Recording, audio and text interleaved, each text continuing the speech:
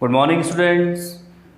Last मैंने explain किया था, देखो लास्ट लेक्चर पढ़ा था हमने कि cells in series, again cells in series. वहाँ हमने डिफाइन किया था फॉर आइडेंटिकल सेल्स, और आइडेंटिकल सेल्स के लिए मैंने बताया था कि किस टाइप से हम एक्सटर्नल सोर्स या करंट को मैक्सिमम करंट ड्रॉ करने के लिए क्या करेंगे, और अगर हमें किसी सर्किट में मिनिमम करंट चाहिए तो तब कंडीशन क्या होनी चाहिए। इसकी हेल्प से अब देखो एकेडमिकली अगर आपको पूछा जाता है कि find the equivalent EMF and equivalent internal resistance of cells। तो सीरीज में अगर कनेक्ट करते हैं तो फिर से वही कंडीशन होगी, जब फर्स्ट सेल के पॉजिटिव टर्मिनल को सेकंड के नेगेटिव को सेकंड के पॉजिटिव से कनेक्ट करते जाएंगे तो ये सीरीज मिलते कॉम्बिनेशन मिलते जाएगा हमें। ठीक है, तो यहाँ पे अब हमने लिए हैं जब हम इक्विवेलेंट फाइंड करेंगे, ठीक है, विद सॉल्व करने के लिए इन कंडीशंस को, तब यहाँ पे हमारे पास डिफरेंट सेल्स हैं, डिफरेंट सेल्स। ठीक है, अब आइडेंटिकल सेल नहीं लिया हमने। First cell of EMF E1 internal resistance R1, second EMF E2 internal resistance R2, और फिर अगर हम इस सिस्टम को, इस कॉम्बिनेशन को अगर रिप्लेस करेंगे तो तब इसे कहेंगे हम इक्विवेलेंट सेल, और इसका EMF equivalent EMF internal resistance equivalent internal resistance. तो तब देखो, suppose two cells of EMF E1 and E2 are connected between 2 points A and C। तो तब A और B और C, एक सेल A और B के बीच है, सेकंड B और C। तो इस केस में सीरीज कॉम्बिनेशन है, करंट सेम होगी, पोटेंशियल डिफरेंस क्या होगा, डिफरेंट। तो कॉमनली हम जो हमने रिलेशन पढ़ा था, relation between terminal potential difference, EMF and internal resistance, तो इसके बेसिस पे पोटेंशियल डिफरेंस फाइंड करते जाएंगे। तो पोटेंशियल डिफरेंस फाइंड करेंगे तो ये हो जाएगा कितना, जैसे first potential difference between A and B, तो VAB equal to VA minus VB equal to कितना हो जाएगा, V इक्वल टू कितना है, V इक्वल टू जो मेन रिलेशन पढ़ा आपने, V equal to E minus IR, इसकी हेल्प से सॉल्व करेंगे। तो तब V equal to E1 minus I into R1, ये आ गया। ऐसी potential difference between B and C या अक्रॉस सेकेंड सेल, तो VBC इक्वल टू तब VB minus VC equal to E2 minus I R2। ये होगा इनके अक्रॉस, VAC के अक्रॉस, जो दो सेल्स के अक्रॉस हम पोटेंशियल डिफरेंस फाइंड करेंगे। तो अब देखो कहीं ना कहीं दोनों सेल टोटल किन के बीच कनेक्ट हैं, A और C। तो 10 पोटेंशियल डिफरेंस अगर हम फाइंड करते हैं, पोटेंशियल डिफरेंस अब किस किस के बीच, A और C के बीच, तो VAC equal to, now potential difference between A and C, VAC equal to क्या हो जाएगा, VA माइनस VC।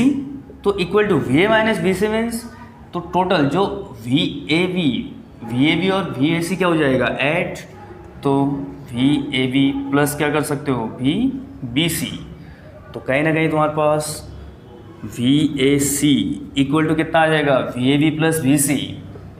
तो VAB की वैल्यू कितनी है, E1 माइनस I हमारा, VBC कितना है, E2 minus I R2, E1 minus I R1 plus E2 minus I R2, ये हो गया।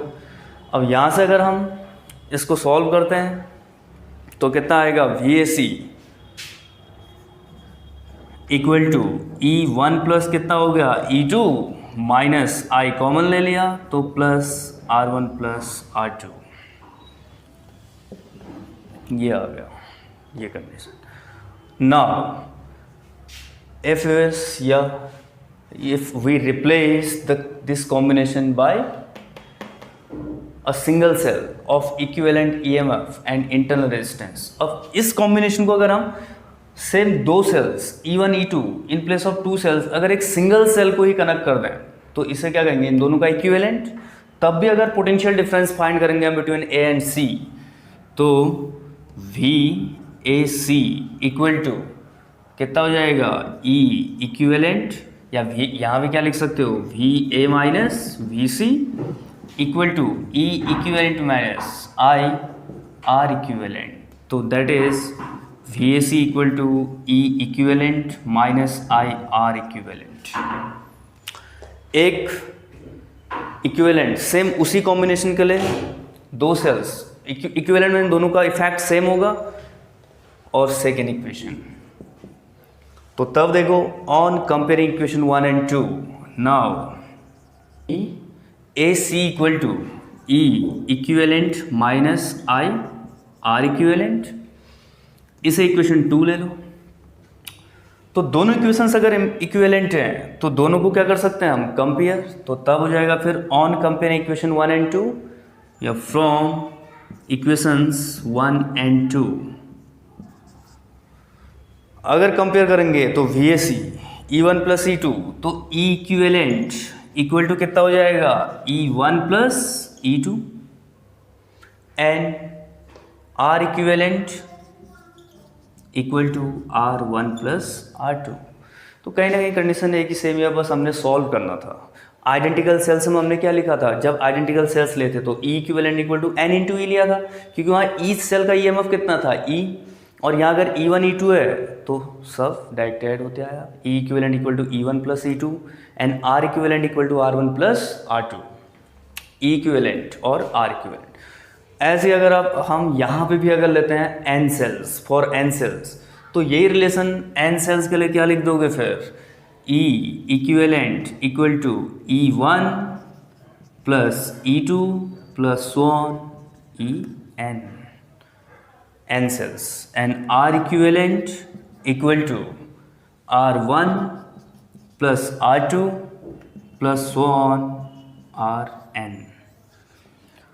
ये फॉर्मूलेट और ये डेरिवेशंस हम कर सकते हैं किस केस में, सीरीज। ठीक, ऐसे फिर हम डिफरेंट सेल्स के लिए डिफाइन करेंगे पैरेलल फॉर पैरेलल कॉम्बिनेशन या equivalent EMF in parallel for identical cells or different cells. Okay, thank you for watching.